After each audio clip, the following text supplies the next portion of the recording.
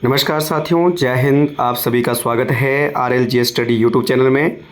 आज की वीडियो में हम बात करने वाले हैं स्पेशल टीजीटी आर्ट्स कमीशन के लिए हिस्ट्री सेक्शन का प्रैक्टिस सेट, जो कि आज हम महत्वपूर्ण प्रश्नों को लेकर के जो है हिस्ट्री के सेक्शन से लेकर आए हैं, जो कि आपको एग्ज़ाम के अंदर आपका जो है काफ़ी ज़्यादा हेल्पफुल आपके लिए होंगे।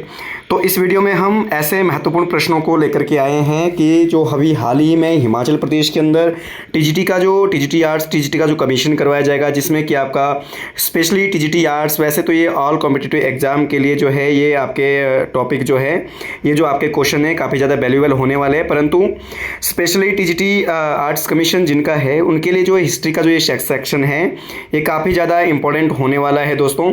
और इसमें आपको अपना लेवल भी पता लग जाएगा कि आपने जो अभी तक की जो प्रिपरेशन है वो किस हद तक आपने की है और कितनी आपको जो है आगे ज़रूरत है प्रिपरेशन करने की। तो इसमें हम इन कुछ क्वेश्चंस के माध्यम से आपके जो एंशंट हिस्ट्री है, एंशंट हिस्ट्री से रिलेटेड जो आपके इंपॉर्टेंट जो क्वेश्चन हैं उनके बारे में यहाँ पर चर्चा करेंगे।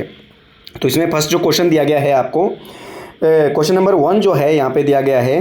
तो क्वेश्चन नंबर 1 की अगर हम बात करें तो क्वेश्चन नंबर फर्स्ट इज़ कि ऋग्वेद के किस मंडल को वंश मंडल कहा जाता है। तो दोस्तों अगर हम पहली क्वेश्चन की बात करें कि ऋग्वेद का ऐसा कौन सा मंडल है जिसे वंश मंडल के नाम से जाना जाता है, तो ऑप्शन है 1 से 10, दूसरा है आपका जो है 2 से 7, तीसरा है 2 से 9 और एक है आपका 1, 5 और 7। तो अगर हम यहाँ पर ऋग्वेद में मंडलों की बात करें दोस्तों, तो ऋग्वेद में कुल 10 मंडल है। कितने मंडल है दोस्तों? 10 मंडल है ऋग्वेद में। कुल मंडल की संख्या कितनी है? 10। ठीक है। तो इसमें दूसरा और जो 7वां मंडल है दोस्तों वो सबसे लास्ट में जोड़ा गया था, यानी सबसे जो प्राचीन मंडल है ऋग्वेद का वो कौन सा है? आपका दूसरा और 7वां। जबकि आपका पहला और जो 10वां है, यानी जो 10वां मंडल 2 से लेकर 7 तक जो है आपके सबसे प्राचीन मंडल हैं, और 1 से लेके आपका जो 3 है, या फिर 1 से लेके जो आपका पहला और 9वां जो मंडल है वो आपका सबसे बाद में जोड़े गए थे। तो ये आपने ध्यान रख लेना। सबसे नया मंडल है 1 से लेके 9, 1 और 9, और सबसे पुराना है 2 से लेके 7 तक। ठीक है। तो 2 से लेके 7 तक जो मंडल है इसे वंश मंडल के नाम से भी जाना जाता है। इसमें विभिन्न वंशों, राजवंशों और आपका जो वंशावलियों का जिक्र आपका किया गया है। ऋग्वेद की अगर हम बात करें दोस्तों तो इसमें कुल 10,552 मंत्र हैं, और इसमें जो सर्वाधिक जो मंत्र है इंद्र देवता को समर्पित है दोस्तों। और ऋग्वेद की जो है अगर हम बात करें ऋग्वेद की, तो ऋग्वेद के 3 पाठ मिलते हैं या 3 अध्याय इसके मिलते हैं। शाकल, वाशकल और बालखेल्य, इसके 3 जो है आपके अध्याय है। ठीक है। तो ऋग्वेद के कुल मंडलों की संख्या कितनी है दोस्तों? 10। तो आपने ध्यान रखना, दूसरा जो मंडल है उसकी रचना की थी गृहस्थसमद ने, तीसरे मंडल की रचना की थी विश्वामित्र ने, चौथा मंडल संबंधित था वामदेव से, 5वां मंडल संबंधित था ऋषि अत्रि, छठा मंडल के रचयिता थे ऋषि भारद्वाज, और 7वां मंडल जो है वो ऋषि वशिष्ठ के द्वारा जो है वो रचित किया गया था। ठीक है। और 7वां मंडल है ऋग्वेद का, वो आपका जो है वरुण देवता को समर्पित है। ठीक है। और 7वें मंडल में ही जो है आपका अश्वमेध यज्ञ के बारे में भी उल्लेख मिलता है। तो ये हमने बात करा ऋग्वेद के बारे में। इसके अलावा अगर हम आगे बात करें क्वेश्चन नंबर 2 की, कि कौन सा एक वेद है जिसे कर्मकांड प्रधान वेद भी कहा जाता है। तो इनमें से अगर हम कर्मकांड प्रधान वेद की अगर बात करें तो इसका जो करेक्ट आंसर हो जाएगा दोस्तों, ऑप्शन नंबर ए है आपका यजुर्वेद, दूसरा है सामवेद, तीसरा है अथर्ववेद और चौथा है ऋग्वेद। तो ऋग्वेद की अगर बात करें तो सबसे प्राचीन वेद हैं ये। ठीक है। सामवेद की अगर बात करें तो इसे ये जो है भारतीय संगीत कला का इसको उद्गम स्रोत भी माना जाता है। भारतीय संगीत कला का जो 7 स्वर है आपके जो है सा रे गा मा पा धा नी सा, तो ये जो 7 स्वर है संगीत के, वो इस वेद से ही उत्पन्न माने जाते हैं। अथर्ववेद की अगर बात करें दोस्तों तो आपका जो है ये आपका गद्य, आपका जो अथर्ववेद जो है, अथर्ववेद की अगर बात करें तो ये आपका सबसे नवीनतम जो है वेद माना जाता है, सबसे अंत में लिखा गया वेद माना जाता है। और यजुर्वेद को कर्मकांड प्रधान वेद कहा जाता है, क्योंकि इसमें जो है आपका जितने भी कर्मकांड, जन्म से लेकर मृत्यु तक कर्मकांड, या फिर आपका जो है अन्य प्रकार की जो वेदियाँ हैं वो यजुर्वेद में बताई गई हैं, और इसी कारण से इसे ब्रह्मवेद भी कहते हैं। ब्रह्मवेद के साथ साथ इसे क्या कहते हैं? कर्मकांड प्रधान वेद भी कहा जाता है। तो ये आपने बात ध्यान रख लेना है। क्वेश्चन नंबर 2 का जो करेक्ट आंसर हो जाएगा वो हो जाएगा ऑप्शन नंबर ए, यानी आपका जो है यजुर्वेद। इसके बाद क्वेश्चन नंबर 3 की अगर बात करें तो क्वेश्चन नंबर 3 जो है इसमें पूछा गया है कि सत्यमेव जयते जो हमारा की राष्ट्रीय वाक्य भी है ये किस वेद से लिया गया है दोस्तों। अब यहाँ पर वेद पूछा गया है, ठीक है। सत्यमेव जयते किस वेद से लिया गया है। पहली बात तो ये कि सत्यमेव जयते किस उपनिषद से लिया गया है, तो उपनिषद है आपका दोस्तों मुंडकोपनिषद। कौन सा उपनिषद है? मुंडकोपनिषद। अब यहाँ पर पूछा है वेद, तो मुंडकोपनिषद जो संबंध है वो किससे संबंधित है? वो अथर्ववेद का आपका जो है वो उपनिषद है। तो ध्यान रखना सत्यमेव जयते जो है वो अथर्ववेद से लिया गया है और अथर्ववेद के किस उपनिषद से? मुंडकोपनिषद से लिया गया है, जो कि आपका हमारा क्या है वो आपका राष्ट्रीय वाक्य भी है, ठीक है। ठीक है, तो ये आपने सत्यमेव जयते ये आपने ध्यान रख लेना है। अगला क्वेश्चन है आपका क्वेश्चन नंबर 4 कि भीष्म पर्व किस जो है महाकाव्य का एक पर्व है, कि भीष्म पर्व जो है वो किस महाकाव्य का एक पर्व है। तो दोस्तों मैं आपको बता दूं कि जो भीष्म पर्व है ये रामायण महाकाव्य का आपका महाभारत महाकाव्य का एक पर्व है, ठीक है। महाभारत में कुल जो है आपके जो 6 पर्व है, कितने 18 पर्व है। कितने पर्व हैं? 18 पर्व है, ठीक है। जिनमें से कि जो आपका भीष्म पर्व है इसी पर्व के अंदर श्रीमद् भागवत गीता को भगवान अर्जुन के द्वारा आपका जो भगवान कृष्ण के द्वारा अर्जुन को कही गई थी। तो कईयों बार पूछा जाता है कि श्रीमद् भागवत जो है अपने आप में पुराण भी है, तो श्रीमद् जो भागवत पुराण है वो किस एक पर्व का भाग है। तो आपने ध्यान रखना किस एक पर्व का भाग है दोस्तों? भीष्म पर्व। और भीष्म पर्व कौन से नंबर का पर्व है? 6ठा पर्व। कौन से नंबर का पर्व है दोस्तों? ये 6ठा पर्व है। इसमें 18 पर्व कौन कौन से? जैसे आदि पर्व है, सभा पर्व है, वन पर्व है, विराट है, उद्योग है, भीष्म पर्व है, द्रोण पर्व है, कर्ण है, शल्य है, आपका जो है सौतिक आपका जो है पर्व है, स्त्री पर्व है, शक्ति, अनुशासन, अश्वमेध। इस प्रकार के जो है लगभग आपके 18 पर्व जो है इसमें वो आपकी बात की गई है। तो ये आपने बात ध्यान रख लेना है, ठीक है। और श्रीमद् भागवत गीता जो है वो भीष्म आपका जो है पर्व का एक भाग है। इसके अलावा महाभारत में कुल आपके जो है 1 लाख से अधिक श्लोक हैं, तो ये भी आपने ध्यान रख लेना है, जिसकी रचना महर्षि जो है आपका वेदव्यास के द्वारा की गई थी। और रामायण की अगर बात करें तो इसे आदि आपका जो है महाकाव्य कहा जाता है, सबसे प्राचीन यानी आदि महाकाव्य इसे कहा जाता है। इसकी रचना ऋषि महर्षि वाल्मीकि के द्वारा की गई थी। और इसके अलावा जो आपका जो जीवक चिंतामणि है ये मणि मेखले के द्वारा लिखा गया था ग्रंथ। और मनुस्मृति अपने आप में एक धर्मशास्त्र है जो महाराज मनु के द्वारा लिखा गया था। तो ये हमने बात करी आपके जो है महाकाव्यों से संबंधित, और यहाँ पर चारों ऑप्शन के बारे में हमने बात कर ली है। इसके अलावा अगर हम आगे बात करें इसमें कि क्वेश्चन नंबर 5 की कि अंगुतर और खुंदक का संबंध किससे है? अंगुतर और खुंदक का संबंध किस प्राचीन साहित्य से है? तो दोस्तों सबसे पहले आपने ध्यान रखना कि जो अंगुतर और खुंदक है अपने आप में निकाय है जो कि बौद्ध धर्म से संबंधित है, और बौद्ध धर्म का जो सूत पिटक है उसके ये निकाय है, ठीक है। अंगुतर निकाय, खुंदक निकाय, अंगुतर निकाय और कौन सा? खुंदक निकाय। तो ये आपने ध्यान रखना कि जो अंगुतर निकाय है और खुंदक जो निकाय है आपका ये किससे हैं? सूत पिटक से। सूत पिटक के कुल 5 निकाय है। दिग् निकाय, दूसरा है आपका मध्यम निकाय, संयुक्त निकाय, अंगुतर निकाय और आपका खुंदक निकाय। इसी प्रकार से विनय पिटक के भी आगे कईयों भाग हैं, ठीक है। लगभग इसके भी 5 भाग हैं। और अभिधम पिटक के आगे 7 ग्रंथ है। और आपके ये भी आपने ध्यान रखना, कथावतु भी आपका अभिधम पिटक के अंतर्गत आता है। तो ये अब आपने ध्यान रख लेना है, क्लियर। इसके अलावा अभिधम ये जो आपके सूत पिटक है, सूत पिटक और विनय पिटक और अभिधम पिटक, 3 पिटक यानी तीनों जो ग्रंथ है ये आपका जो है किस धर्म से संबंधित है? ये बौद्ध धर्म से संबंधित है, जिसमें महात्मा बुद्ध के उपदेश संकलन और आपके बौद्ध भिक्षुओं से संबंधित जो है नियमों को जो है रखा गया है। पुराणों की कुल संख्या दोस्तों कितनी है? 18 हैं। और आपकी जातक जो कथाएं हैं, जातक कथाओं की कुल संख्या कितनी है? 549। महात्मा बुद्ध के प्राचीन जन्मों का इसमें उल्लेख आपका किया गया है। तो ये भी आपने बात ध्यान रख लेना। इनमें से क्वेश्चन नंबर 6 की अगर हम बात करें तो क्वेश्चन नंबर जो 6 है इसमें बोला गया है कि कौन सा एक महान व्याकरणचार्य थे जिन्हें भगवान शिव से ज्ञान प्राप्त हुआ था। तो ध्यान रखना कौन से एक ऐसे व्याकरण बिंद थे जिनको भगवान शंकर से व्याकरण का ज्ञान प्राप्त हुआ है। ऑप्शन है धन्वंतरी, ऋषि अगस्त्य, पाणिनि या सभी। तो इसका जो सही आंसर हो जाएगा दोस्तों पाणिनि, क्योंकि जो पाणिनि थे ये आपके महान व्याकरणचार्य थे। और पाणिनि जो थे आपका जो है इनको जो है व्याकरण का जो ज्ञान है भगवान शंकर के द्वारा प्राप्त हुआ था, ऐसा माना जाता है।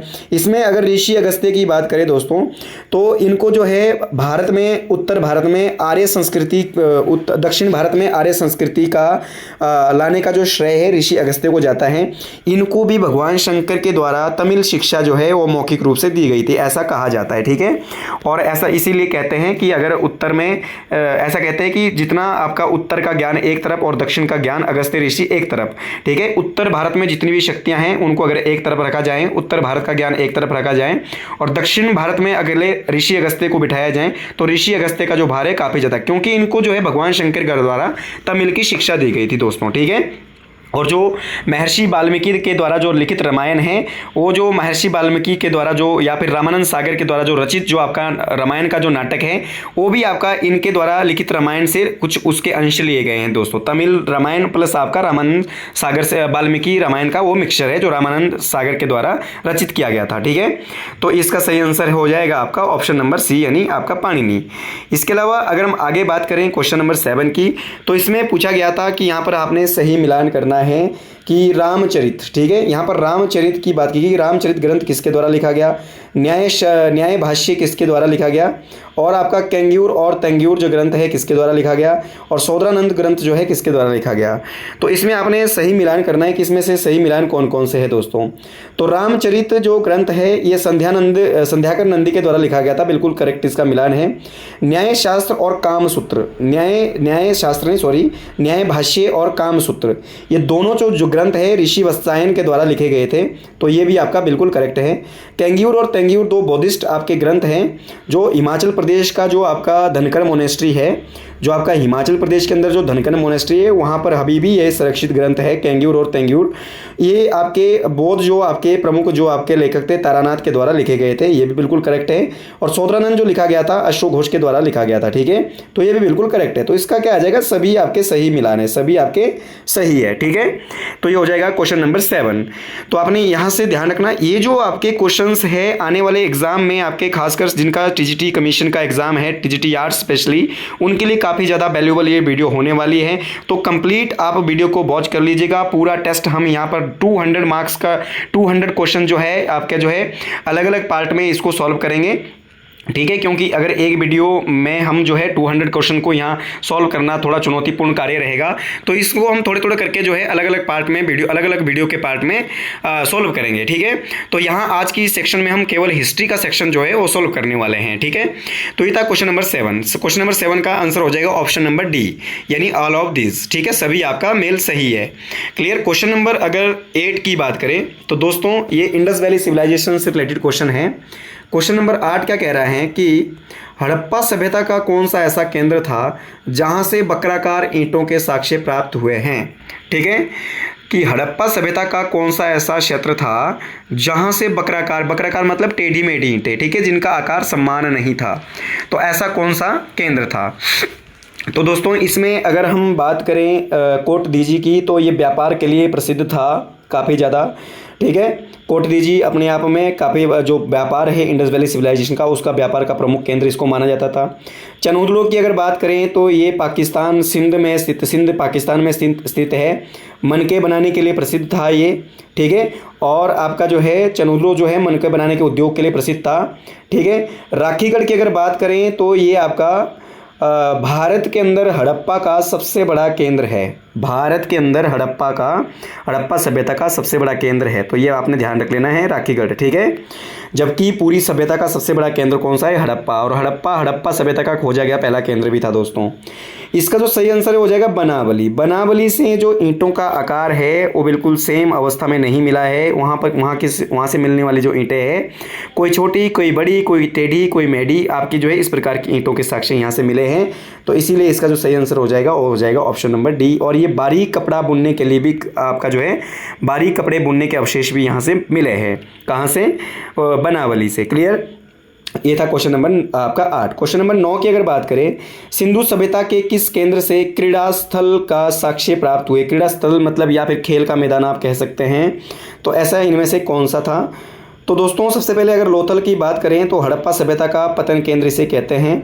ये अपने आप में एक विशाल बंदरगाह था, ठीक है। तो ये अपने आप ध्यान रखना।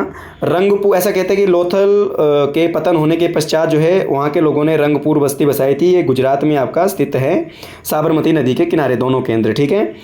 तो या इसका जो सही आंसर होगा जो दोस्तों धोलावीरा। तो धोलावीरा से आपके जो है क्या हो जाएगी, क्या मिले थे, क्रीड़ा स्थल के जो है साक्ष्य मिले थे। तो ये आपने ध्यान रख लेना, इसका सही आंसर होगा धोलावीरा, ठीक है।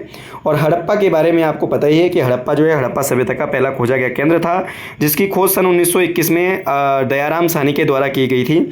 और यहाँ से विशाल जो है आपका अन्नागार मिला था। और आपका जो है हड़प्पा जो केंद्र है, ये जो आपका इसको जो है हड़प्पा और मोहनजोदड़ो को जो है हड़प्पा सभ्यता की दो जुड़वा राजधानी कहा जाता है। किसके द्वारा, पिगट के द्वारा ये उसको जुड़वा राजधानी की संज्ञा दी गई थी। तो ये हमने बात करी क्वेश्चन नंबर 9 के बारे में। क्वेश्चन नंबर 10 यहाँ पर पूछा गया है कि बुस्ट्रोफेडन क्या है। तो दोस्तों बुस्ट्रोफेडन क्या है, ये ऑप्शन नंबर 1 क्या कह रहा है, अभिलेख की लिपि पद्धति, ठीक है। दूसरा प्राचीन सिक्के की लिपि, और हड़प्पा लिपि पद्धति, या मोहरों का प्रकार। तो इसका जो सही आंसर होगा वो होगा हड़प्पा की लिपि पद्धति। देखिए दोस्तों, इंडस वैली सिविलाइजेशन की जो लिपि थी वो आज तक नहीं पढ़ी गई है, ठीक है। हड़प्पा सभ्यता की लिपि हमें लिखित रूप में तो जरूर मिली है, परंतु आज तक उसे नहीं पढ़ी गई है। इसी कारण से हड़प्पा सभ्यता को अधैतिहासिक काल की सभ्यता भी कहा जाता है। अधैतिहासिक काल उस काल को कहते हैं जिस काल में हमारे को लिखित सोर्स तो प्राप्त हुए, परंतु उनको आज तक पढ़ने में कोई भी विद्वान सफल नहीं हो पाया है, किसी विद्वान ने सफलता हासिल नहीं की है। और एक होती है प्रागैतिहासिक काल, जिसमें हमारे को किसी प्रकार का कोई लिखित स्रोत नहीं मिला, जिसकी जो हम कल्पना है या फिर जिसकी जो घटनाएं हैं हम उसके उस टाइम में मिलने वाले औजार या उस टाइम में मिलने वाले जो आपके जो अन्य चीज़ें हैं, अन्य जो पुरातात्विक स्रोत है, उस आधार पर जिसका जिक्र जो है किया गया है, उसे प्रागैतिहासिक काल कहते हैं। और एक होता है दोस्तों ऐतिहासिक काल। ऐतिहासिक काल उस काल को कहते हैं जिस काल में हमारे पास लिखित सोर्स भी उपलब्ध थे, और जिस समय के हमारे पास लिखित सोर्स भी उपलब्ध है और जिनको पूर्ण रूप से पढ़ा जा सका है।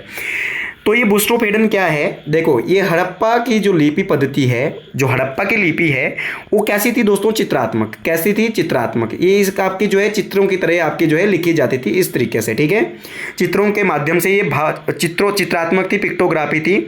मतलब प्रत्येक चित्र को जो है वो आपका किसी ना किसी प्रकार का प्रत्येक चित्र के अंदर भाव होता था। हर चित्र का कोई ना कोई मतलब होता था जो केवल उनको पता था, ठीक है। और ये कैसे लिखी जाती थी दोस्तों, दाएं से बाएं की तरफ, इधर को लिखी जाती थी, ठीक है। कैसे लिखते थे, दाएं से बाएं, जबकि हम कैसे लिखते हैं, बाएं से दाएं की तरफ लिखते हैं।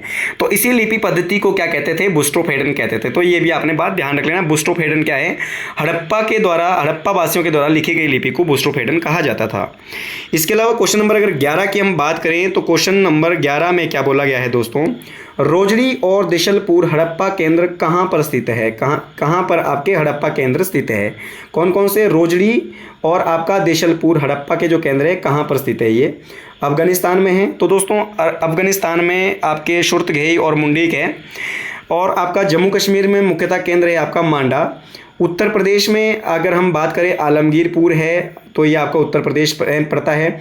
गुजरात में जो है आपका ये दोनों के दोनों केंद्र कहाँ पर है दोस्तों, गुजरात के अंदर, ठीक है। तो ये भी आपने बात ध्यान रख लेना है, ठीक है। हड़प्पा सभ्यता भारत, पाकिस्तान और अफगानिस्तान 3 देशों में आपका इसके केंद्र जो है उनकी खोज की जा चुकी है। क्वेश्चन नंबर 12 की अगर दोस्तों बात करें तो क्वेश्चन नंबर 12 क्या कह रहा है कि ऋग्वेद काल में गंगा और यमुना, तो ध्यान रखना आपने कि आपका जो है ऋग्वेद काल में गंगा और यमुना का जो दोबाव क्षेत्र है, गंगा यमुना का जो दोबाव क्षेत्र है उसे क्या कहा गया है। तो गंगा यमुना के दोबाव क्षेत्र को पहला है आर्यावर्त, ठीक है। दूसरा है ब्रह्म ऋषि देश, और तीसरा है ब्रह्मवर्त, और चौथा है सभी। तो गंगा और यमुना का जो दोबाव क्षेत्र है उसे क्या कहते थे, तो जब आर्य लोग भारत में आए और सबसे पहले वो सप्त सिंधु प्रदेश में आए, ठीक है।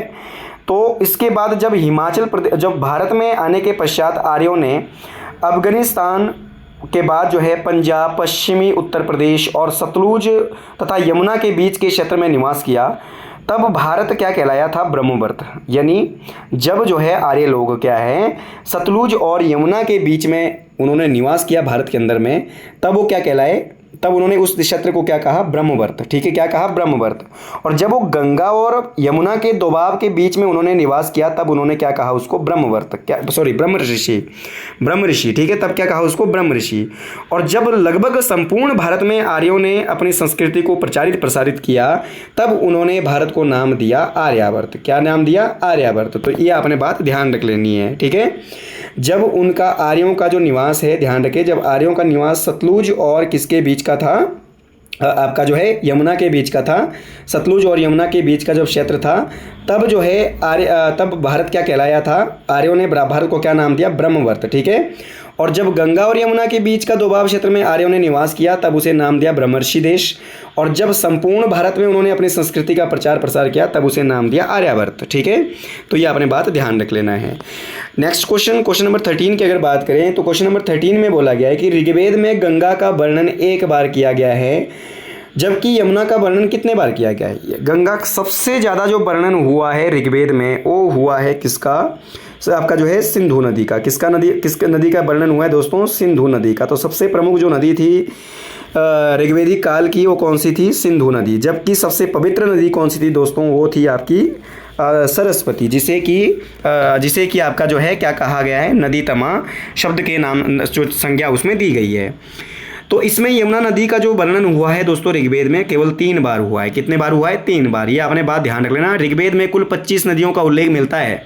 ठीक है, अफगानिस्तान से लेके पूरा इंडिया तक जो है जितने भी अफगानिस्तान से लेके जो भारत तक की जितनी भी नदी, लगभग 25 नदियों का उल्लेख मिलता है, जिसमें से यमुना का जो जिक्र है केवल 3 बार किया गया है और दोस्तों गंगा का जो जिक्र है वो आपका एक बार किया गया है। क्वेश्चन नंबर अगर 14 की बात करें तो ऋग्वेद के किस मंडल में कृषि का उल्लेख किया गया है, तो इसमें 8वां, 7वां, 5वां या 14वां। तो दोस्तों ध्यान रखें, आपका जो चौथे मंडल में ऋग्वेद का जो चौथा मंडल है उसमें कृषि के बारे में बात की गई है। कृषि से संबंधित ऋग्वेदिक काल में उगाई गई फसलों और की जाने वाली फसल उत्पादन के बारे में बात हुई है। ठीक है, तो ये भी आपने बात ध्यान रख लेना है। ठीक है, 7वां मंडल में मैंने आपको बताया था कि जो 7वां मंडल है ऋग्वेद का वो आपका जो है किसको उसमें किसके बारे में बात हुई है दोस्तों, ऋग्वेद के 7वें मंडल में ऋग्वेद का जो 7वां मंडल है 10वां मंडल है और आपका कौन कौन से मंडल जो है नए हैं, कौन सा मंडल जो है आपका सबसे प्राचीन है, उनके बारे में मैं आपको बता चुका हूँ। ठीक है, इससे पहले तो अगर हम ऋग्वेद के 7वें मंडल के बारे में बात करें तो इसमें जो है अश्वमेध यज्ञ के बारे में बात की गई है, प्रमुख यज्ञों के बारे में बात की गई है। ठीक है, क्वेश्चन नंबर 15 की अगर बात करें दोस्तों, क्वेश्चन नंबर 15 में क्या बोला गया है कि इसमें विवाह के प्रकार पूछे गए दोस्तों।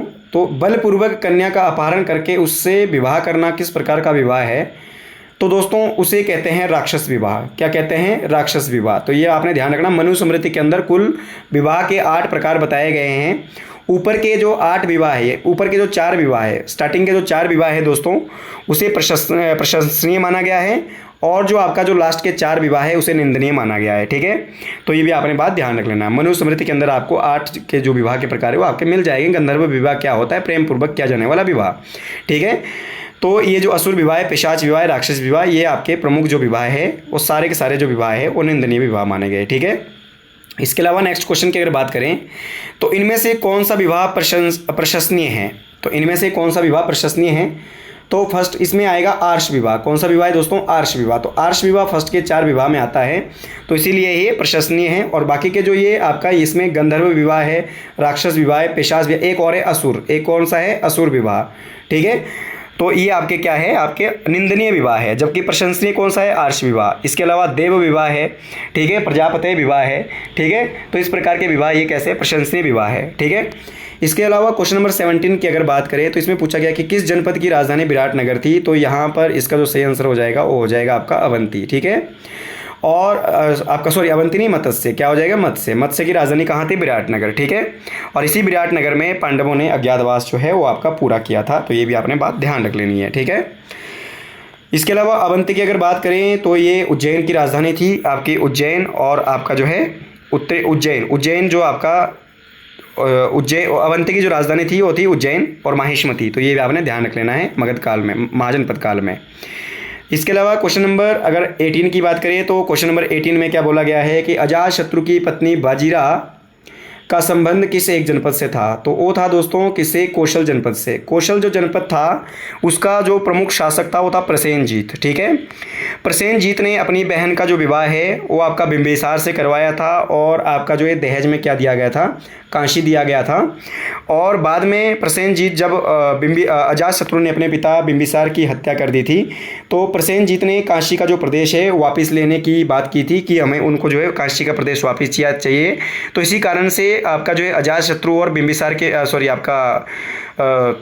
जो आपका वहाँ का जो शासक था प्रसेनजीत आपका जो है और कौशल जनपद का, उसके बीच में लगातार संघर्ष होता है जिसमें आपका दोनों के बीच में, हालांकि दोनों के बीच में बाद में समझौता हो जाता है। और जो आपका प्रसेनजीत था उसने अपनी पुत्री बाजीरी का जो विवाह है वो किसके साथ कर दिया, अजातशत्रु के साथ कर दिया था। ठीक है, तो ये भी आपने बात ध्यान रख लेना है। ठीक है, इसके अलावा किस मगधकालीन शासक को काक वर्ण के नाम से जाना जाता है? तो इसमें आ जाएगा कालाशोक। किसके बारे में? कालाशोक। ये आपने ध्यान रख लेना है। तो कालाशोक जो है क्या कहते हैं उसको, काकवर्ण के नाम से। और अजातशत्रु को कुणिक के नाम से जाना जाता है। और इसमें महापद्म नंद की अगर बात करें दोस्तों तो इसे जो है उग्रसेन या फिर आपका जो है सर्वशत्रांतक इसे कहा जाता है, या क्षत्रियों का नाश करने वाला, या फिर आपका जो है इसे द्वितीय परशुराम यानी द्वितीय भार्गव परशुराम भी कहा जाता है, यानी क्षत्रियों का नाश करने वाला। क्योंकि भगवान परशुराम ने जो भगवान परशुराम थे उन्होंने 21 बार धरती को विजित करके ब्राह्मणों को दान कर दी थी और इसीलिए क्षत्रियों का नाश करने वाला महापद्म नंद, जिसकी कईयों अक्षौणी सेना थी। तो ये भी आपने बात ध्यान रख लेना है। इसे द्वितीय परशुराम या भार्गव परशुराम की संज्ञा दी जाती है इतिहास में। तो और इसका उत्तराधिकारी जो बना था दोस्तों, कौन बना था? वो धनानंद बना था, जिसको कि चंद्रगुप्त मौर्य ने हरा करके 322 ईसा पूर्व में आपका जो है मौर्य वंश की स्थापना की थी। तो ये था क्वेश्चन नंबर 19। तो इसके अलावा अगर हम नेक्स्ट क्वेश्चन की यहाँ पर बात करें तो नेक्स्ट क्वेश्चन 20 की अगर बात करें कि टेसियस कौन था? टेसियस कौन था? क्या वो एक टेसियस कौन था दोस्तों? क्या ये चिकित्सक था, या फिर आप ईरानी राजदूत था, या ईरानी लेखक था, या यूनानी लेखक था? तो कौन था ये टेसियस? तो दोस्तों अगर टेसियस के बारे में हम बात करें तो मैं आपको बता दूं आपकी जानकारी के लिए कि एक चिकित्सक था, एक वैद्य था। ठीक है, आपने ध्यान रखना कि जब ईरानियों ने भारत पर आक्रमण किए थे, ईरानियों में जैसे आपका जरक्सीन था, आपका सुना होगा आपने नाम डेरियस फर्स्ट का, जिसको कि दारा प्रथम कहा जाता है। ठीक है, और दारा प्रथम के ही भारत में सबसे प्राचीन अभिलेख है, अशोक से भी पुराने। भारत में पहली बार जो अभिलेख बनाए थे वो डेरियस के द्वारा बनाए गए थे, डेरियस फर्स्ट के द्वारा। और डेरियस फर्स्ट से ही आपकी जो अभिलेख बनाने की जो कला है वो अशोक ने ली थी। और अशोक ने उसके बाद यानी अशोक से भी जो पुराने अभिलेख है किसके हैं? डेरियस फर्स्ट के हैं। ठीक है, तो अभी हम बात करेंगे उसके बारे में भी आगे। तो ये जो डेरियस फर्स्ट था उसके बाद जो है आगे आपका उसके उत्तराधिकारी आते हैं जरक्सीन। डेरियस फर्स्ट के बाद दारा प्रथम के बाद जरक्सीन आता है, और जरक्सीन के बाद जो आपका अंतर जरक्सीन फर्स्ट और अंतर जरक्सीन द्वितीय था, ये आपके डेरियस के आपके जो है आगे उत्तराधिकारी आए थे जरक्सीन। देखिए सबसे पहले जो आपका दारा प्रथम था उसके यानी डेरियस जिसको बोलते हैं, उसके बाद आया था आपका जो जरक्सीन, फिर आया था अंतर जरक्सीन, फिर उसके बाद आया था अंतर जरक्सीन द्वितीय। तो अंतर जरक्सीन द्वितीय का जो राजवैद्य था वो कौन था? आपका जो है टेसियस। तो ये आपने बात ध्यान रख लेना है। ठीक है, क्वेश्चन नंबर 21 की अगर बात करें तो क्वेश्चन नंबर 21 क्या कह रहा है कि ट्रिपार्डिसिस की संधि क्या थी? ट्रिपार्डिसिस की संधि क्या थी? तो ट्रिपार्डिसिस की संधि ये कब हुई थी, किसके बीच में हुई थी? तो कमेंट बॉक्स में भी आपने बता देना कि ट्रिपार्डिसिस की संधि क्या थी। ठीक है, अगर किसी को पता हो तो।